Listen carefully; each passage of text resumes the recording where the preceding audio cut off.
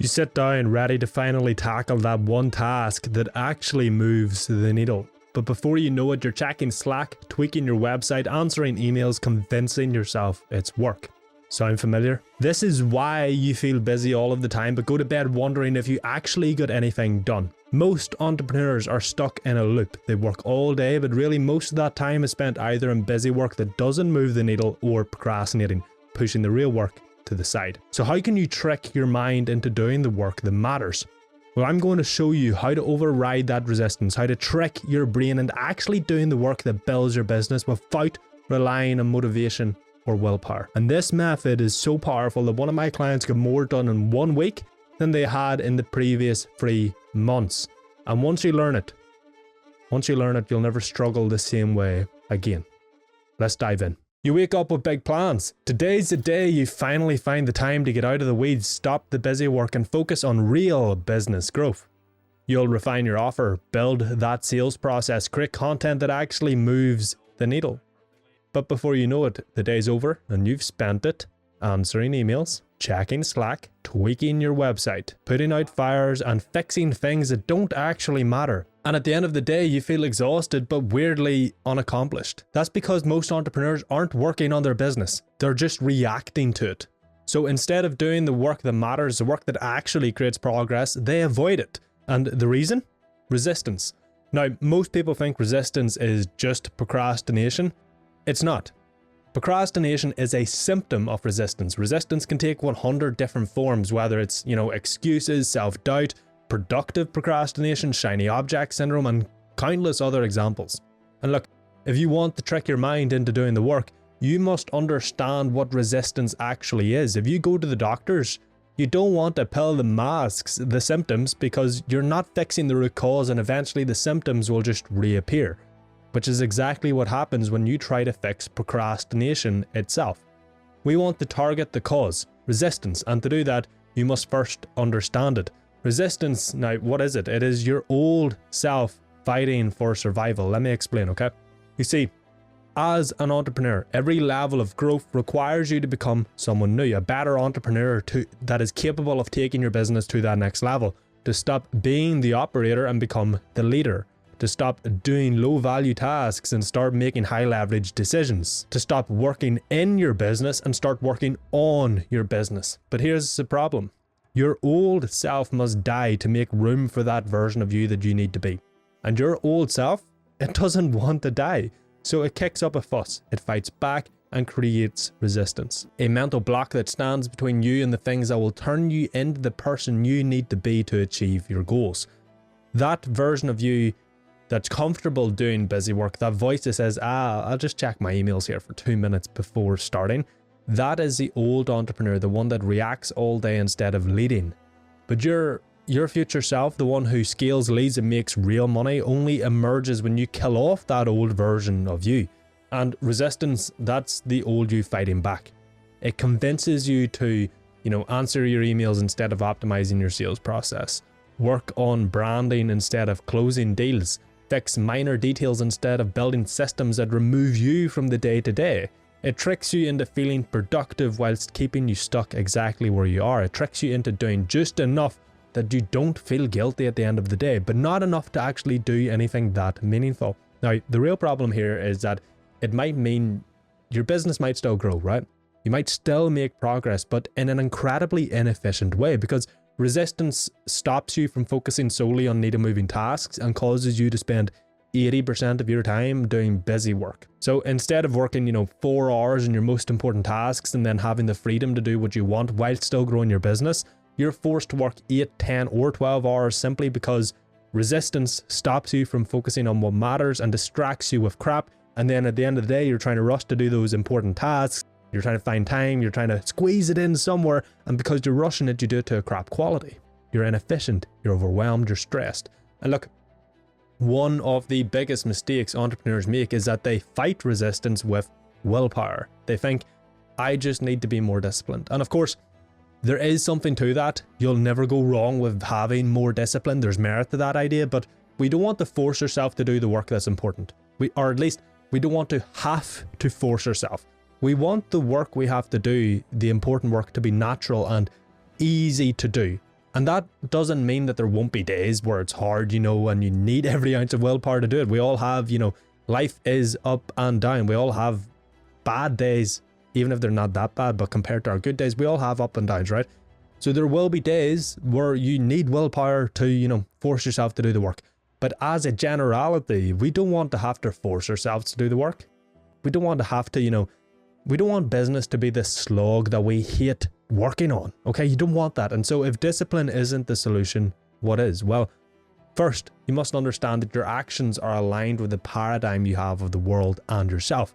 You will act according to the way you see the world. So, for example, if you see resistance as this big insurmountable block, you will treat it as such and you will just give into it. The way you make a lasting change is by changing the beliefs you have about yourself and the world. Because if you change your beliefs about something, you now change the potential of your actions. So if you can see resistance for what it actually is, if you can truly assimilate the fact that it is nothing more but your old self preventing change and growth and improvement, then all of a sudden resistance becomes easy to beat. Because it's no longer this 10-foot thick wall standing between you and the work. It is now a signal. Because if you feel resistance toward a task, that is the exact thing you need to be doing.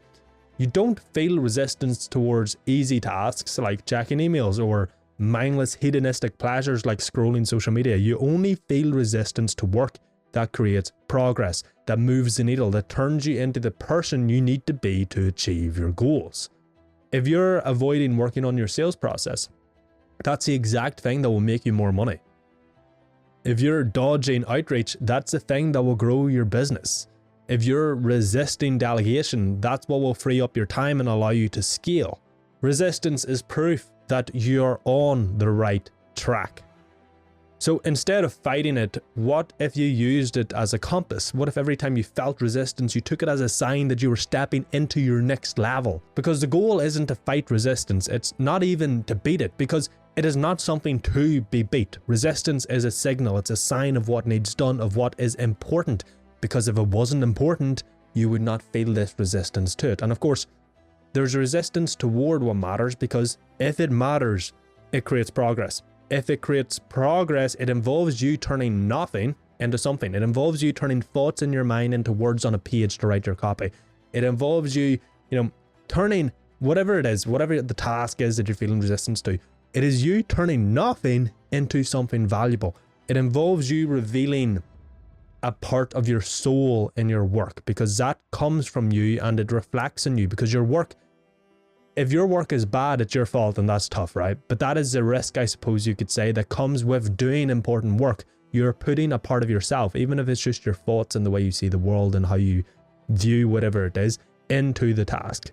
You have to risk a part of yourself. You have to risk your old self at the chance of becoming a better version of you through the work. The goal is to recognize resistance, reframe it, and move toward it, because that is the work that matters. But now that you understand resistance, here is how to override it and start doing the work that actually grows your business. 1. Shrink the task. So if you feel resistance toward an important task, lower the barrier to entry. You will face more resistance against big, vague tasks than small, clear tasks. So if you have to, build a new sales process and then you face resistance to doing it, lower the barrier to entry and say, okay, I'll just spend 2 minutes mapping out the key steps, because the hardest part of any task is starting it. It doesn't matter how big the task is. Once you're going and it's fine. You realize it's not actually that hard or uncomfortable, but starting is when you will face resistance. So by dropping the size of the task, you drop the resistance, and then you start, and then guess what, you can keep fucking going. But it relies on you starting. So shrink that task and start. Once you start, you build momentum, and momentum destroys resistance. 2. Use resistance as a compass. The task you feel the most resistance toward is often the most important thing you need to do. So every morning, ask yourself, what's the one thing I'm avoiding that I know will move the needle? Then do that first, okay? Not emails, not Slack, not random busy work, whatever it is. The hardest, most important task, most impactful task should be done first. This flips resistance into your decision-making tool. Now, I highly recommend planning your days the night before and scheduling your tasks in order of priority. So the most important task is done first, as that's when you'll have the most willpower and focus, hence resistance will be easiest to beat, etc, etc. But as a rule, if you feel resistance towards something, remember that's not a sign of what should be avoided, it's a sign of what should be lent into. 3. Create a CEO block where there's no busy work allowed. If you don't structure your day, if you don't plan your day, you're going to wing it and fall down the path of least resistance, with most of your day being spent doing easy tasks, busy work that doesn't move the needle simply because it's easier. So instead, plan your day and use what I'm going to call CEO blocks. These are blocks of 2 to 4 hours in your day that are dedicated solely to needle moving, high leverage work with zero distractions and no reactive tasks allowed. So that means no email, no social media, no Slack, no calls, no whatever, right? And ideally, like I said, this work should be as early in the day as possible. This forces you to step into your future self, the version of you that leads, strategizes, and does important work. If you don't do this, your day will get eaten by distractions. 4. Flip the commitment switch. Most people lose to resistance before they even start because they negotiate with themselves. Oh, should I do this now? Maybe later, let me just check my emails first. No, like what are you doing? If a task needs done, it needs done. If a schedule is made, it needs to be stuck to. Like, why are you even giving yourself room for negotiation? There shouldn't be any. So stop negotiating with yourself. When you tell yourself you're going to do something, whether that's through just in your mind or whether that's through you creating a schedule, because when you're creating a schedule, that's essentially what you're doing. You're basically telling yourself, okay, here's what I'm going to do and here's when I'm going to do it. When you break that promise to yourself, you ruin your self-respect.